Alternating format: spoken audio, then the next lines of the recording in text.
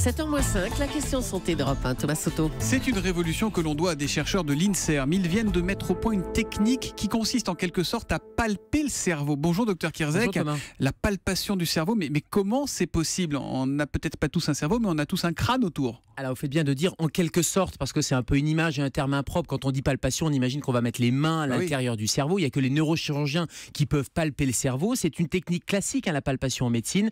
Mais là, c'est une image qui est utilisée. En tout cas, c'est une belle découverte par les chercheurs qui sont capables d'aller reproduire des images d'élasticité du cerveau. Et voilà pourquoi on parle de palpation. Elle est là la nouveauté en fait. Elle est là la nouveauté. Et la nouveauté, c'est un traitement informatique à partir d'images d'IRM qui sont capables d'aller interpréter les vibrations naturelles, un peu comme des failles sismiques. Et d'ailleurs, c'est une technique qui est inspirée des sismologues. On va aller, grâce aux ondes de cisaillement cérébral, on va aller reproduire des images d'élasticité, de dureté ou au contraire de cerveau un peu plus mou. Bref, on a une cartographie fonctionnelle du cerveau. Et quel intérêt ça? Qu'est-ce que ça vous apprend, vous les médecins?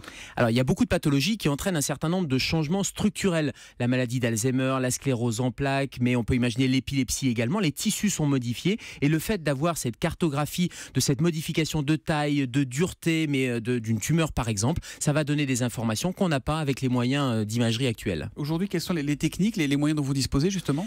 Classiquement, ce sont des images statiques, j'allais dire morphologiques, anatomiques, le scanner, l'IRM qui sont assez classiques. On va de plus en plus sur l'IRM fonctionnel, c'est-à-dire qu'on est capable de voir le cerveau en fonctionnement et la médecine nucléaire apporte également beaucoup d'informations, notamment avec des techniques comme le DAT scan qui permettent de voir ce cerveau en fonctionnement. Et juste un petit rappel, la radio du crâne qui est quasiment passée aux oubliettes ne permet pas de voir le cerveau mais voir la boîte crânienne simplement.